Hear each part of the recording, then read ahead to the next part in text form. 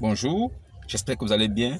Soyez tous salués dans le puissant nom de notre Seigneur Jésus. Alors, je voudrais aborder un thème avec vous. Un thème aussi simple. Les gens pensent que il est juste important de suivre des autres. Ça veut dire que quand vous grandissez, vous n'avez pas la connaissance du bien et du mal. Et à un moment donné, vous devenez indépendant. Quand vous devenez indépendant, ça veut dire que vous-même, vous arrivez à savoir ce qui est bien et ce qui est mauvais. Alors, il est important de chercher à savoir, à connaître qui est Dieu. Il est important de chercher à savoir comment s'appelle le Dieu que tu sers. Le Dieu que tu veux servir, il a un nom. Comment tu peux l'appeler quand tu es en détresse? Il faut bien que tu l'appelles par un nom. Si tu dis Dieu, c'est vague. Il ne t'écoutera pas. Il ne saura même pas que c'est à lui que tu parles. Mais si tu prononces son nom, en ce moment-là, il sait qu'il est concerné. À partir de là, il te répondra. Voilà pourquoi beaucoup de chrétiens aujourd'hui, à deux balles, des chrétiens qui disent qu'ils sont chrétiens, ont du mal à réaliser les vœux ou bien à faire des prières qui marchent. Pourquoi? Parce qu'ils prient un Dieu qu'ils ne connaissent pas véritablement. Voilà, ils ne le connaissent pas, ils ne cherchent pas vraiment sa face. Lui, il a dit, cherchez premièrement le royaume des cieux et le reste vous sera accordé. Alors, qu'est-ce qu'on veut dire par chercher d'abord le royaume des cieux? Cherchez premièrement le royaume des cieux, ça veut dire quoi? Ça veut dire que cherchez à connaître qui est votre Dieu. Cherchez à connaître comment il s'appelle. À partir de là, vous pourrez être en communication avec lui. Vous ne pouvez pas vous lever un matin, vous ne connaissez même pas comment s'appelle l'interlocuteur de l'autre côté. Vous prenez votre numéro, vous composez un numéro, allô, vous appelez dans le vide. Ah, vraiment, je veux que tu m'aides là, frère. J'ai un souci, je te jure, ça ne va pas. Mais celui qui est là-bas ne te connaît pas. Tu ne connais même pas comment il s'appelle. Tu attends quelle réponse? Qu'est-ce que tu auras comme aide? Mais si tu connais le nom qui est là-bas, si tu connais la personne, alors tu chercheras à avoir son numéro. Parce que si tu le connais, tu vas dire, ah, papa, donne-moi quand même ton numéro, on ne sait jamais, je pourrais t'appeler un jour. Et lui va te dire, bon, prends ça, note. Quand tu prends son numéro, le jour où tu es dans la détresse, tu composes son numéro, tu lances l'appel. Et quand il décroche, tu vas dire, ah, papa Jésus. Parce que tu sais que c'est lui qui est au bout des fils. S'il décroche, c'est lui qui est là. Donc tu es sûr que ton message va arriver à bon port. C'est un peu comme ça en ce qui concerne les affaires de Jésus.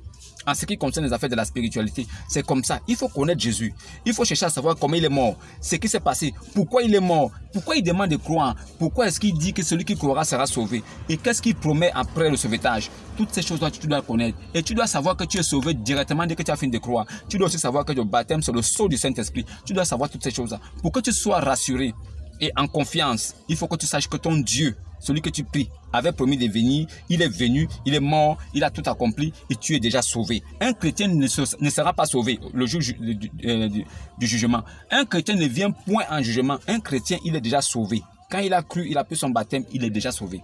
Le chrétien est déjà sauvé au préalable. Il n'a pas besoin qu'on prie pour lui pour qu'il soit sauvé. Le chrétien a déjà le salut.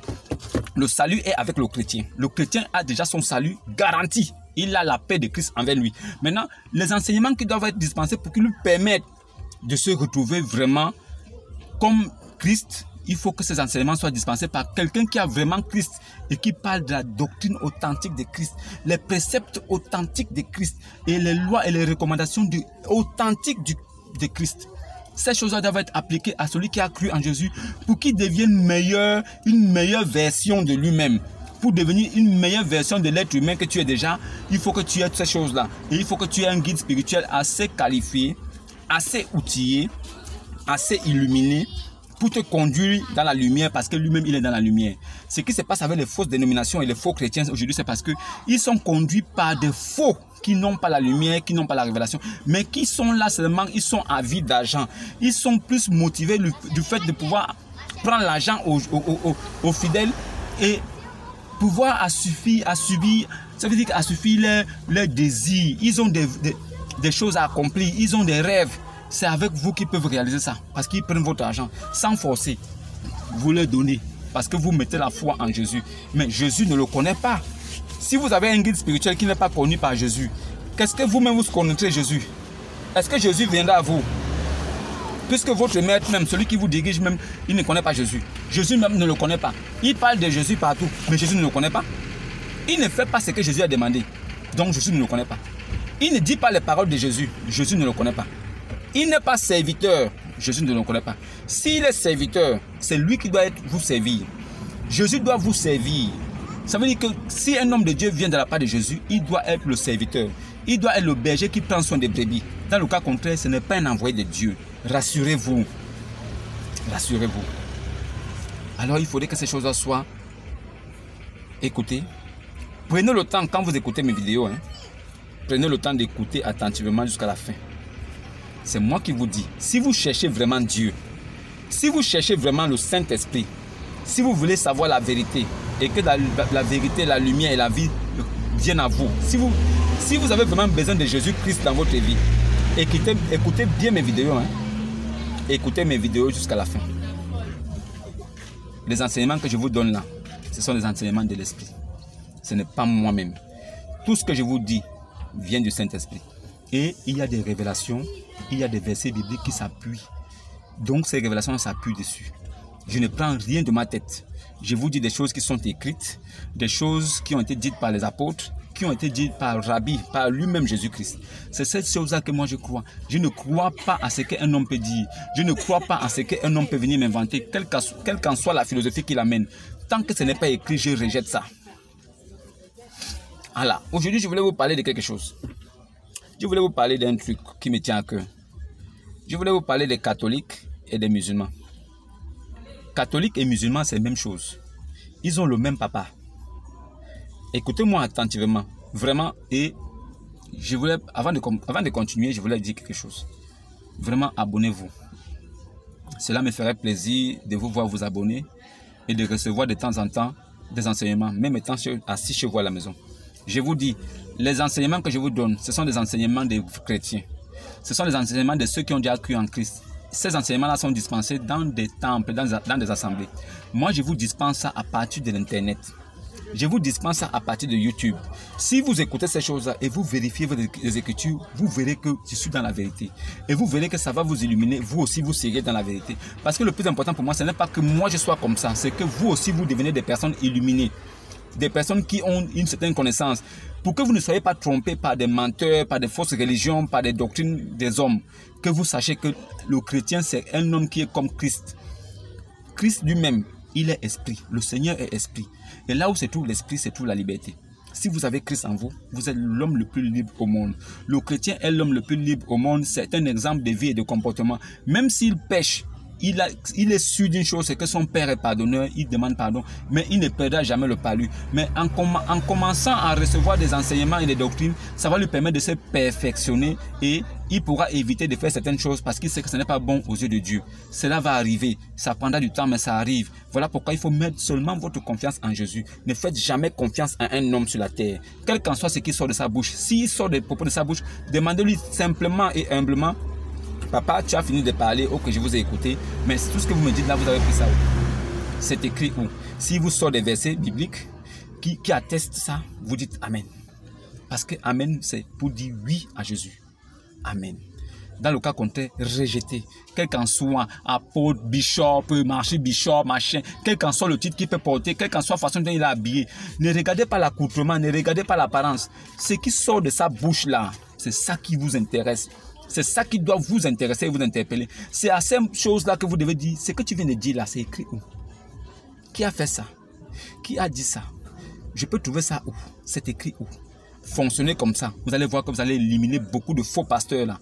Et beaucoup de fausses religions qui viennent vous troubler. Vous allez voir. Vous pouvez rester chez vous assis à la maison. Vous écoutez la vidéo. À chaque fois que j'ai publié une vidéo d'enseignement, vous écoutez. Et en même temps, vous comprenez des choses. Ça veut dire que après le boulot, vous êtes fatigué, vous n'avez pas le temps d'aller vous asseoir dans une église, comme on dit, ou bien dans une assemblée. Mais 20 minutes ou 15 minutes vous suffit pour que vous puissiez avoir une certaine éclairage dans quelque chose. Parce que le plus important, c'est d'aller d'éclairage en éclairage, jusqu'à ce que la lumière soit complètement. C'est ça le but. Que la lumière vienne de temps en temps. Les rayons apparaissent petit à petit, jusqu'à avoir le soleil lui-même. C'est ce que je suis en train de faire. Vraiment que vous soyez illuminés. Mais abonnez-vous. Il est important de vous abonner pour que la chaîne aussi vive et pour me permettre aussi d'atteindre un certain maximum et pour me permettre aussi de pouvoir me sentir vraiment écouté aussi. Donc, abonnez-vous. Vraiment, c'est une parenthèse, c'est vrai, mais j'insiste dessus. Vraiment, abonnez-vous. Cela me fera plaisir. Et laissez des messages en commentaire. Et sachez une chose, quelles qu'en soient les préoccupations que vous avez, même dans la vie sociale, même dans le mariage, même dans les relations de couple entre femmes, entre hommes et femmes, même dans des des relations entre mère et fils, ou bien père et fils, si vous avez des problèmes, s'il y a des choses qui ne vont pas bien, et si vous vous posez des questions, si vous êtes dépassé, venez me parler, on va discuter. Je vous dirai des choses que vous ne comprenez pas. Je vous dirai des choses que vous savez, mais que votre conscience n'a pas encore pris. Mais je vous dirai des choses qui vont éveiller votre esprit et vous allez commencer à comprendre comment fonctionner. Vous verrez que la vie du chrétien est la vie la plus simple. Et il n'y a pas un homme sur la terre qui peut dépasser un chrétien. Sa vie est un exemple de façon de faire, de façon d'être. Dans la société, il est quelqu'un qui a un certain aura parce qu'il a l'esprit de Dieu en lui. Et cet esprit de Dieu qui est en lui se manifeste plus tard par des actions qui montrent que Dieu est vraiment avec lui. Donc, ne regardez pas 4 minutes, tout ça. Non, regardez complètement la vidéo et vous aurez les enseignements qu'il faut. Mais abonnez-vous. Il est important que je m'arrête dessus. Je ne parlerai pas longtemps en ce qui concerne. Je vous ai dit que les catholiques et les musulmans sont même chose. Pourquoi? Les catholiques, eux, ils prient Maman Marie. Ils disent que Marie est la mère de Dieu. Ils ont une prière dessus qui dit « Je te salue Marie, je vous salue Marie ». Donc, ils ont changé ce qui est écrit et ils ont pris ce qu'eux ils veulent. C'est « Je vous salue Marie, pleine de grâce là ». Je te salue, toi à qui une grâce a été faite. Ils ont dit c'est pas bon. Ils ont pris « Je vous salue Marie » là. Marie est priée chez les catholiques comme la déesse. Chez les musulmans, c'est Allah. N'oubliez pas qu'au départ, Allah, là, c'était Allat. Allat était la déesse de la fécondité. C'était la déesse de la fécondité. C'était Allat. Allat qui est devenu plus tard Allah. Donc, ils ont le même Dieu, femme. Les musulmans ont juste changé le nom, c'est devenu homme. Ils ont masculinisé le nom pour devenir homme. Mais les catholiques sont restés encore avec Maman Marie. Les catholiques ont le chapelet. Pour faire je vous salue Marie là. Ils ont le chapelet pour faire comme ça là. Je vous salue Marie une fois. Je vous salue Marie 2 fois. Je vous salue Marie 3 fois. Voilà. Le nombre de fois que le poète a dit. Les musulmans aussi, ils ont chapelet. Pour eux, il est plus gros. Mais c'est toujours chapelet. Eux, c'est pour réciter soulat. Les sourates. Sourate quoi là. Allah est le plus grand Dieu, c'est lui à deux. Allah est le plus grand Dieu, c'est quoi ceci? Allah, Oubal est comme ça, machin, Oubal est comme ça. Et l'imam dit il faut réciter Oubal est comme ça 100 fois. Donc tu vois, vous voyez que musulmans et catholiques, c'est la même chose. Ils ont les chapelets.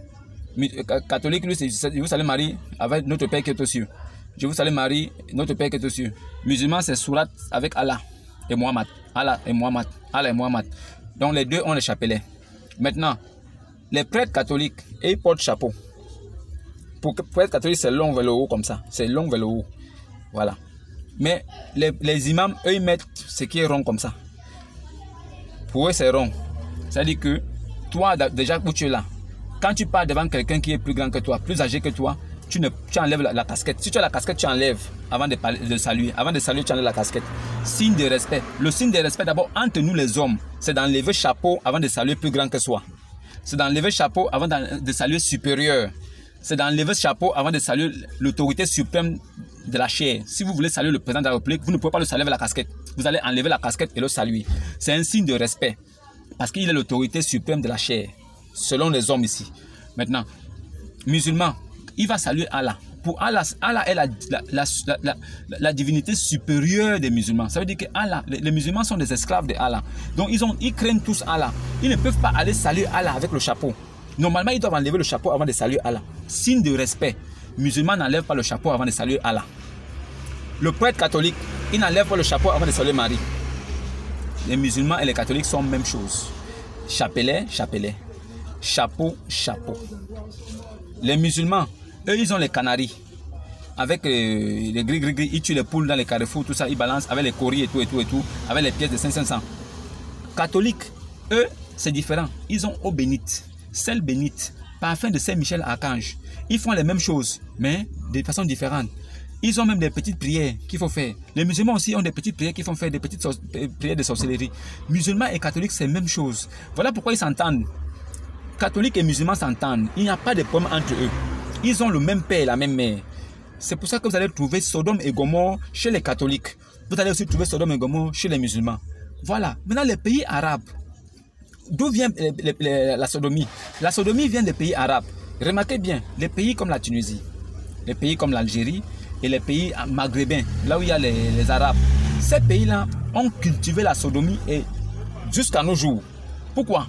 C'est des pays où ils sont tellement laïcs. Ça veut dire qu'ils sont tellement ancrés dans la religion où il faut marier la femme vierge. Alors ces filles-là, de peur qu'on le trouve, on le découvre qu'elles ne sont pas vierges et on les tue et on les lapide, alors elles donnent leur anus. Ça veut dire que quand elles aiment un garçon en cachette dans le noir et que personne ne connaît, elles préfèrent lui donner l'anus. Parce que le gars, comme ils sont ensemble chaque fois, et vous savez que quand un homme et une femme sont ensemble chaque fois, il naît un désir vraiment très fort, le désir de copuler, le désir de faire, le désir de s'embrasser, de tout faire. Et quand ce désir naît, il y a aussi cette chaleur qui vient parce qu'il faut finir le travail. Quand vous commencez un boulot, la seule façon de pouvoir être satisfait, c'est de terminer le travail. Vous commencez le boulot dans votre tête, mais tout ça se retrouve dans votre bas-ventre. Et là-bas, maintenant, il faut que vous... S'il n'y a pas éjaculation de l'homme, il n'est pas satisfait.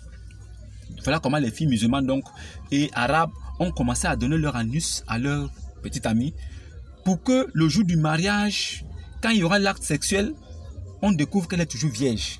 C'est là où Sodome et Gomorrhe est né.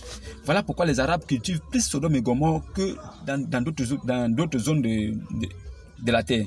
C'est des champions du monde de Sodome et Gomorrhe, les musulmans. Voilà pourquoi quand on dit arabe, on dit musulman. La plupart des arabes sont des musulmans. Donc Sodome et Gomorrhe se trouvent au sein même de leur affaire. Catholiques, eux ils ne sont pas arabes. Eux ils sont des hommes qu'on trouve partout. Eux ils sont carrément les brebis perdues de la maison d'Israël. Eux ils sont les païens. Eux ils sont nous. Ils sont comme nous on était avant. Mais eux aussi, les prêtres qui sont là-bas qui font vœu de chasteté.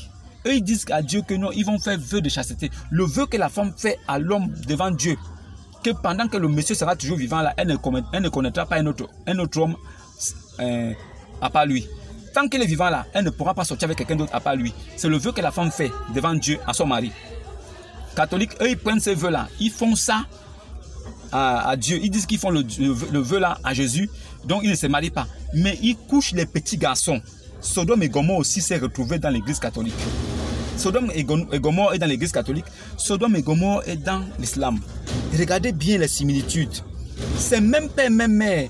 C'est juste la manière de prier qui diffère. C'est les mêmes personnes. Voilà pourquoi j'ai dit, un catholique ne peut pas condamner un musulman. Un musulman aussi ne peut pas condamner un catholique. Ils ont les mêmes choses. Chez les catholiques, ils ont petites bagues. Les petites bagues de chapelet. Ils ont une petite bague chapelet avec Marie ici. Ça veut dire que le prêtre prend ça, il prie, il sanctifie, elle met au doigt. Elle sait qu'avec ça au doigt, rien de mal ne peut l'arriver. C'est aussi comme ça que les musulmans aussi, ils vont voir l'imam. L'imam, avant d'être imam, il faut d'abord qu'il soit marabout. Marabout là, ça veut dire qu'il fait les gris-gris, il fait les trucs de divination. Il voit l'avenir, il fait les choses. Les musulmans vont consulter. Un musulman ne peut rien faire dans sa vie sans aller voir un imam. Pour que l'imam fasse d'abord consultation pour voir si c'est bon, tout. On dit que ces choses-là sont interdites, même le Coran interdit ça, mais les musulmans font ça. Avant d'être imam, il faut d'abord être marabout. Chez les catholiques sont la même chose. Ça veut dire qu'ils parlent de Dieu, mais quand tu viens derrière, il te dit va me chercher sel sanctifié, va chercher parfum de Saint-Michel-Archange, va chercher ceci, va chercher ceci, on va te faire le lavement, on va te laver. Musulmans et catholiques sont les mêmes personnes. Ce sont des religieux. Dieu ne les connaît pas. C'est les mêmes gens. Chapelet ici, chapelet là-bas. Chapeau ici, chapeau là-bas. Rosier ici, et sourate ici. Gris-gris ici, gris-gris là-bas. Catholiques et musulmans, c'est la même chose. Ils sont les mêmes personnes. Ne vous étonnez pas. Ne soyez pas surpris. Un catholique ne peut pas condamner un musulman. Ils sont les mêmes personnes. Les mêmes. C'est-à-dire qu'ils sont tous en enfer. Il n'y a pas un parmi eux qui est sauvé. Musulman n'est pas sauvé. Catholique aussi n'est pas sauvé. C'est la même chose. Dites-moi en commentaire si un jour un apôtre a parlé de chapelet. Si un apôtre un jour utilisait chapelet. Les musulmans ont les bagues même, bagues anti-accident, bagues anti-maladie, bagues anti-mort, mais ils meurent quand même. Les musulmans, ils meurent. Les chrétiens aussi, ils ont bagues aussi anti-machin, parce que le poète a sanctifié, a purifié, ça c'est pur. Bagues anti-ci, mais ils meurent quand même. Ils meurent. Donc tout ça là, c'est rien, c'est des bêtises. Les hommes se font de l'argent derrière ces religions-là. Ça veut dire que ceux qui sont derrière ces religions se font de l'argent à travers ces fidèles. Ils n'ont rien compris. La vérité, non, ne vous demande même pas 100 francs. La vérité, tu n'as même pas besoin de dépenser de l'argent pour ça. La vérité, c'est la parole. C'est simple. personne ne va gagner l'argent dans ça. C'est juste qu'on t'a parlé, tu as écouté, tu as mis foi, tu es sauvé. Parce que ce qu'on te dit là, ce n'est pas l'argent. Le salut ne se paye pas. Ce n'est pas que va faire 5 prières, va faire 20 je vous salue Marie, va faire 40 sourates machin ceci, va faire sur la sourate Marie, va faire sourate Mariam, va faire sourate le bœuf, va faire sourate... Il n'y a pas ça. Il n'y a pas ça. Il y a pas, tu n'as pas besoin de conjuguer les mêmes sourates 50 fois, 100 fois pour que quelque chose s'accomplisse. C'est faux. Le vrai Dieu là, tu le prises quelque part dans le noir, tu dois prier, tu ressors de là-bas, tu es tranquille. Personne ne sait même que tu as prié. Et la vérité, c'est que il va t'exaucer. C'est comme ça. Catholique, eux, ils prient pour les morts. Quand tu es mort, catholique, lui, il vient, il prie. Il descend en enfer, il va récupérer l'âme là-bas et l'esprit. Il ramène ça, il va déposer ça au paradis. Les catholiques, eux, ils font ça. Musulmans aussi, ils font la même chose. Allah aussi les permet à travers Mohammed. Ils vont là-bas en enfer, ils te purifient. C'est-à-dire que les musulmans là, ils te font les prières là. Quand ils finissent de faire les prières là, ils te font les choses là, ils disent que tu es purifié, tu es dans le paradis. Alors que le prophète Mohammed a dit que c'est interdit à un musulman de dire qu'il est au paradis. C'est interdit à un musulman de croire même que de son vivant, il est déjà au paradis. Que jamais, que c'est quand il va mourir qu'il saura vraiment s'il est au paradis ou pas. Ça c'est les musulmans. Catholiques aussi. On ne juge point haut, parce qu'il faut le jour que vous allez mourir, c'est le jour-là que vous serez peut-être sauvés. C'est les mêmes choses, catholiques et musulmans, c'est les mêmes choses différentes. C'est les mêmes choses. Je tenais à vous dire ça. C'est la chose que je voulais vous dire aujourd'hui. Que sachez que musulmans et catholiques, c'est la même chose. Ils ont les mêmes pratiques. Regardez attentivement, hein. Regardez attentivement. Ils ont les mêmes pratiques. Chapelet ici, chapelet ici. Chapeau ici, chapeau ici. C'est quoi? Bague ici, bague ici. Vous n'avez pas compris quoi? Eau bénite ici, sel bénite ici. Huile bénite ici. Peu là-bas. Canari ici. Poulet, sang de poulet, sang de coq. Vous n'avez pas compris quoi? C'est les mêmes personnes. Et ça ne sauve pas. La religion n'a jamais sauvé quelqu'un.